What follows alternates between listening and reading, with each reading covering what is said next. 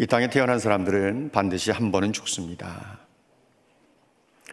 죽음에 대한 이야기가 마음에 들지 않을 수 있어요. 그런데 성경에서 말씀하고 있는 이야기니까 우리가 반드시 짚고 넘어가야 되기도 합니다.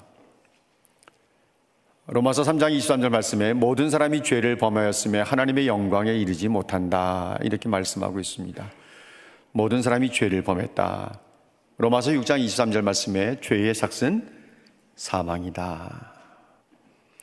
사람이 죽는 것은 죄 때문에 죽는 것이라고 성경은 분명히 말씀하고 있고, 히브리서 9장 27절 말씀에는 사람이 한 번 죽는 것은 사람에게 정해진 것이라고 했습니다. 그래서 저는 히브리서 9장 27절 말씀을 읽거나 생각할 때마다, 또 생각이 날 때마다 한 번 죽는 것은 사람에게 정하신 것이요 할 때 저는 이것이 자꾸 제 이름으로 들려요. 정해진 것이요. 나도 죽는구나. 이런 생각을 하곤 합니다. 그 후에는 심판이 있다. 언제 죽느냐, 어떻게 죽느냐 하는 것은 분명히 다른 문제이지요. 언제 죽는가 하는 것을 안다면 사람들은 아마 서로 다른 방향으로 삶의 그 방향이 나타날 수 있는데, 어차피 지금까지 이렇게 막 살아온 거 남은 기간도 얼마 안 되는데 막 살자라고 하는 생각을 가지고 끝까지 달려가는 사람도 있을 것이고, 남은 시간만이라도 바르게 제대로 살아보자라고 하는 생각을 가지고 삶의 방향을 수정하고, 예수를 믿는 사람들은 믿음으로 살겠다고 새로운 각오와 다짐, 결단이 이루어지게 될 것입니다. 오늘 아합이 죽습니다. 여러분, 이 아합이라는 단어 속에 여러분 이름을 넣어서 한번 말해 보실래요? 문기성 권사님 한번 말해봐요. 오늘 문기선 죽는다고 얘기해 보라니까요. 뭐 남이 얘기하는 것처럼, 하긴 뭐 안 죽을 거 아니까 그렇게 말씀하시는 것 같은데, 오늘 내가 죽는다, 이런 경고를 들었다고 하면 죽지 않을 길을 하나님께서 알려주시는데, 아합 같은 경우는 미가야 선지자를 통해서 죽지 않을 수 있는 방법도 알려주셨어요. 전쟁에 나가지 않으면 되는 거예요. 많은 백성들까지 피를 흘리는 전쟁이기 때문에 뿔뿔이 다 흩어져 집으로 돌아갈 것을 명령하셨는데 아합이 순종하지 않습니다. 여러분, 사람은 하나님이 준비하신 저울에 달려보면 다 부족함이 보일 수밖에 없어요. 그래서 세상에서 살아남을 사람은 사실 아무도 없습니다. 다니엘서 5장에 있는 말씀에 보면 다니엘의 이 바벨론 제국의 마지막 왕이 등장하는데, 그가 누군가 하면 벨사살이라는 왕입니다. 벨사살 왕이 귀족들 1000명을 초대해서 술잔치를 벌이는데, 오래전 느부갓네살 왕이 유다 예루살렘 땅에 있었던 예루살렘 성전에서 빼앗아온 그 성전 그릇들로, 금으로 만들어져 있고 은으로 만들어져 있는 성전 그릇들을 가져다가 술잔을 삼아서 술을 마시고, 또 금은 나무 돌로 만든 신들을 찬양하기 시작했습니다. 그런데 느닷없이 왕이 앉아있는 그 왕궁 맞은편 벽에 사람의 손가락들이 나타나서 글씨를 막 쓰기 시작하는데, 벨사살이 이 모습을 봤습니다. 얼굴이 사색이 됐습니다.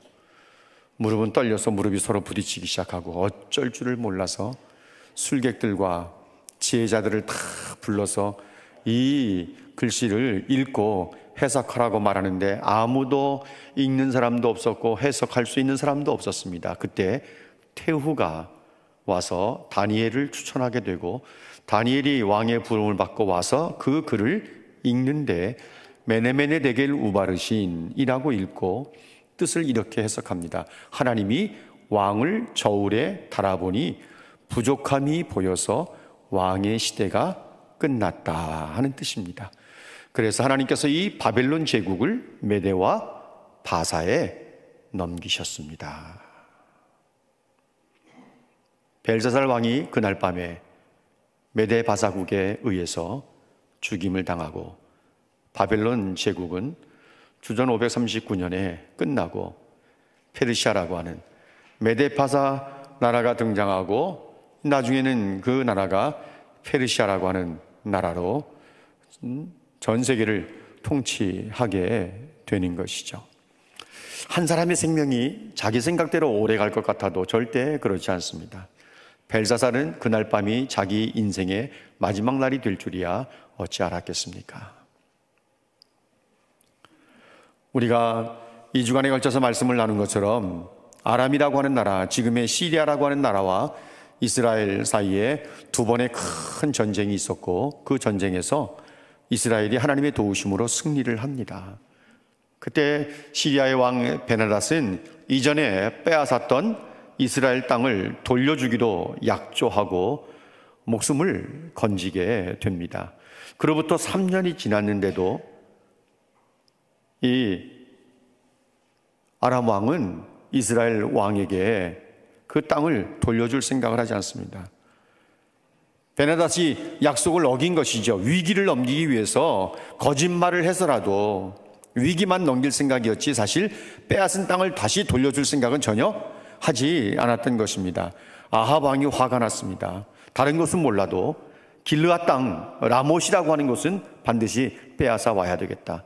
마침 사돈이었던 유다 왕 여호사밧이 사마리아에 내려와 있었는데 왕께서도 같이 나와 이 길르앗 라못을 빼앗는 전쟁에 참여하지 않으시겠느냐고 묻고 허락을 받아서 신하들과 함께 이제 길르앗 라못 땅을 빼앗으러 올라갑니다.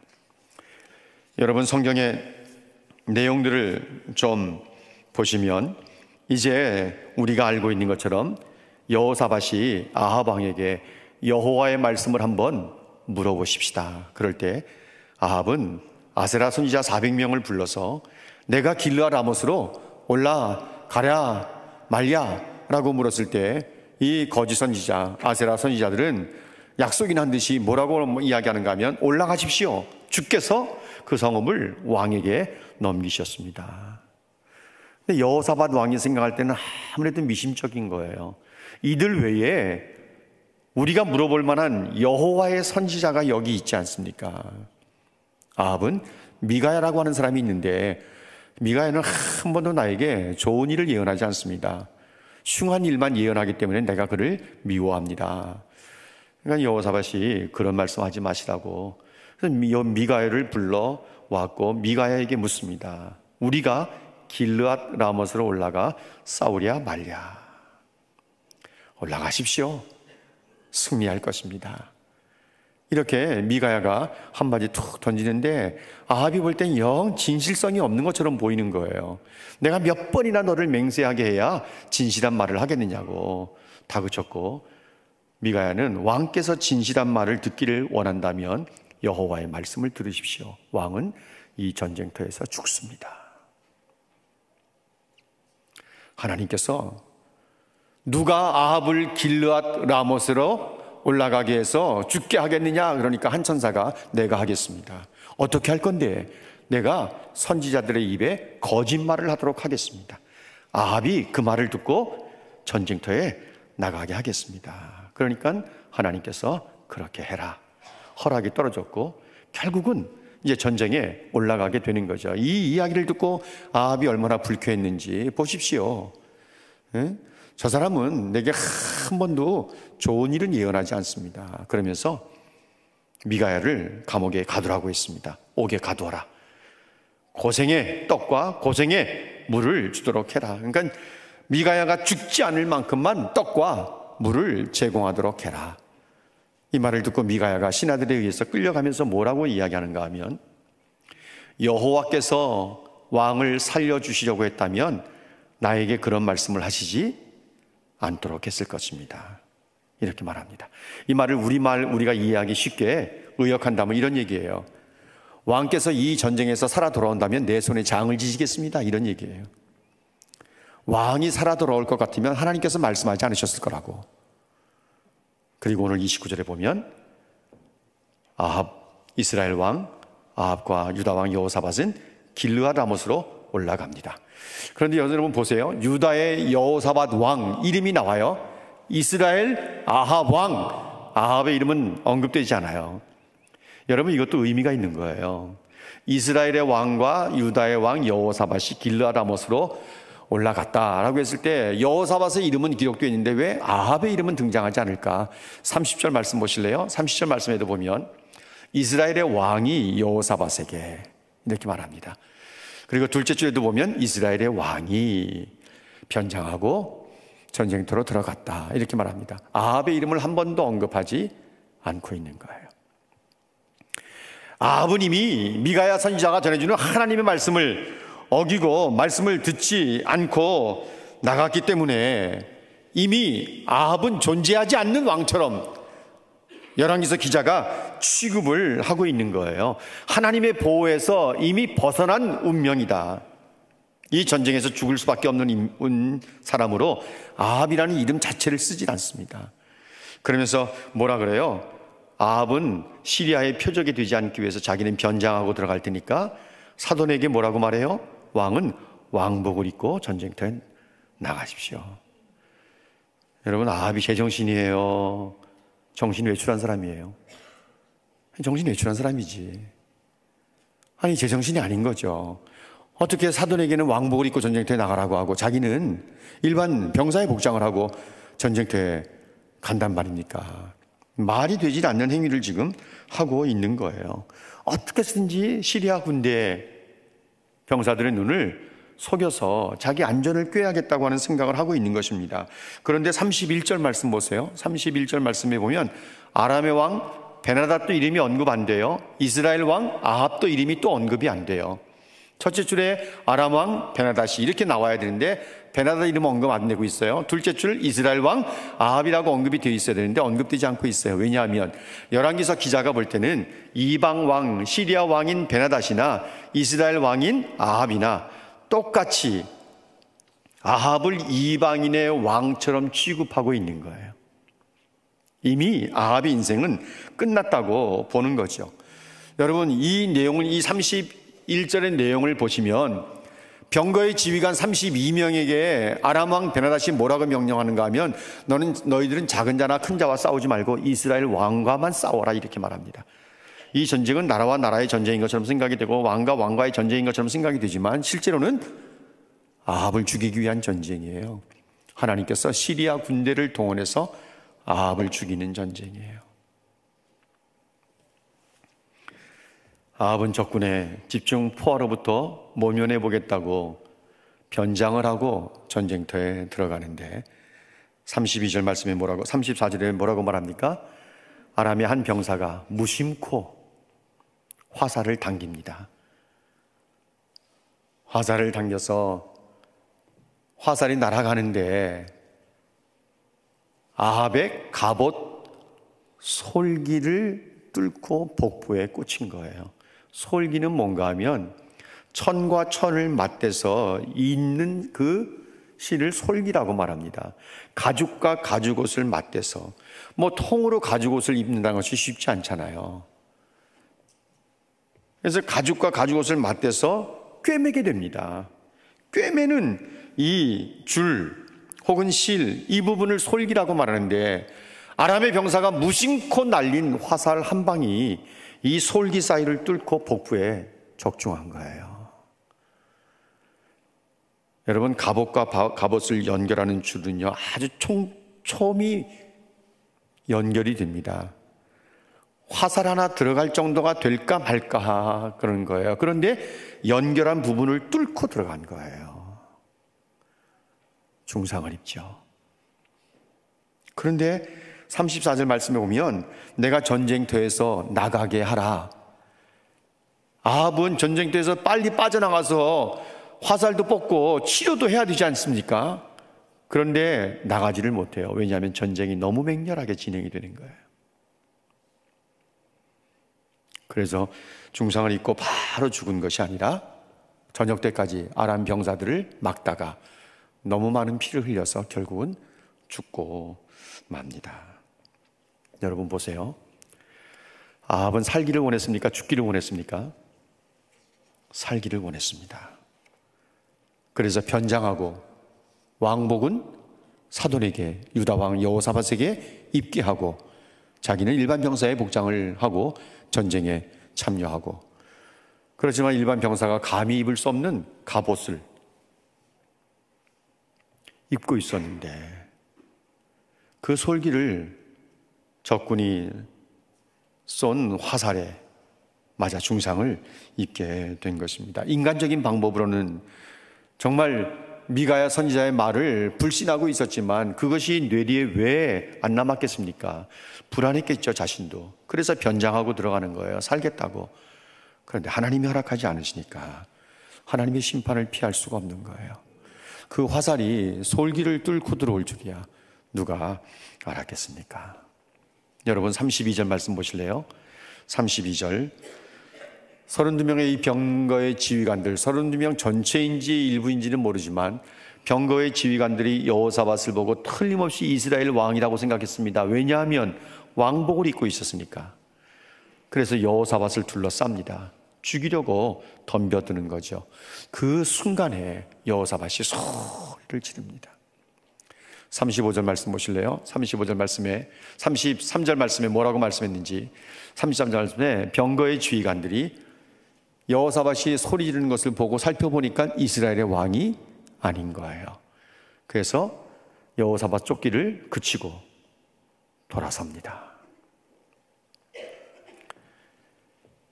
아합은 살겠다고 변장까지 하고 들어갔는데 무심코 날린 화살 한 방에 중상을 입게 되고, 여호사밧은 죽을 수밖에 없는 상황 속에서 소리를 지르는데 시리아의 지휘관들이 이스라엘 아합 왕이 아닌 것을 확인하고 쫓기를 그치고 돌이켰습니다. 그래서 목숨을 건질 수 있었던 거예요. 여러분, 이게 다가 아닙니다. 역대하 18장 31절 말씀을 보셔야 이어지는 성경 구절이 있는 것을 보게 됩니다. 같이 한번 읽어볼까요? 역대하 18장 31절. 병거의 지휘관들이 여호사밧을 보고 이르되 이가 이스라엘 왕이라 하고 돌아서서 그와 싸우려 한즉 여호사밧이 소리를 지르매 여호와께서 그를 도우시며 하나님이 그들을 감동시키사 그를 떠나게 하신지라. 여호사밧이 소리를 질렀을 때 시리아의 병거의 그 지휘관들이 이 소리를 지르는 모습을 볼 때 하나님께서 여호사밧을 기억하시고 여호사밧을 도우시는 거예요. 그러니까 여호사밧이 지른 그 소리는 누구를 찾는 소리입니까? 하나님을 찾는 소리예요. 그가 무슨 말을 했는지, 괴성을 질렀는지, 하나님 살려달라고 소리를 질렀는지 우리는 알 수는 없지만 그 소리를 들으시고, 소리 지른 그 소리를 하나님이 들으시고 여호사밧을 도우시고, 어떻게 도우셨어요? 지휘관들의 마음에 감동을 주셨다, 이렇게 말합니다. 이스라엘 왕이 아니다. 순간적으로 베나다시 명령한 명령이 생각이 났겠죠. 작은 자나 큰 자와 싸우지 말고 이스라엘 왕과 싸우라고 했으니까 그들이 여호사밧 쫓기를 멈추고 돌아서서 가버린 것입니다. 역대기 기자인 에스라가 역대하 18장 31절을 기록하면서 이 부분을 이렇게 기록하고 있는 거예요. 여호와께서 아람의 병거의 지휘관들에게 감동을 주셔서 여호사밧 쫓기를 멈추고 돌아가게 하셨다는 것입니다. 사랑하는 여러분, 한 나라의 역사는 하나님께서 만들어 가시는 줄로 믿습니다. 한 가정도 마찬가지고 인생의 물줄기도 하나님이 돌려놓으시는 거예요. 살겠다고 변장까지 했던 아합은 갑옷 솔기를 뚫고 들어온 화살에 의해서 중상을 입고 적군의 지휘관들에게 둘러싸였던 여호사밧은 소리를 지름으로 하나님의 도움을 받고 하나님께서 적군의 지휘관들의 마음에 감동을 주셔서 여호사밧 쫓기를 멈추고 돌아서게 만든 이 내용을 우리가 보면,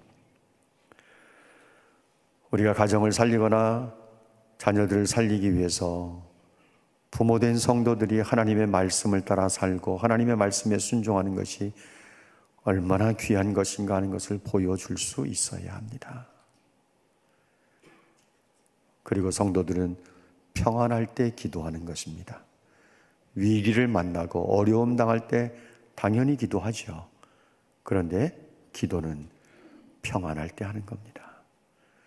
그래서 기도가 쌓이게 되는 거예요. 기도가 쌓여야 되는 거예요. 바울이 데살로니가 교회에 편지하면서 평안할 때에 기도할 것을 말합니다. 사람들은 문제를 만나면, 위기를 만나면, 곤고함에 처하면 그때 하나님을 찾아요. 당연히 찾아야 되는 때지요. 그런데 기도는 정말 평상시에 평안할 때 기도하면서 쌓아두는 것입니다. 신앙도 평안할 때 정말 하나님 앞에 열심을 내고 헌신도 하고 하나님이 주신 것들을 나누기도 하고 그러는 겁니다.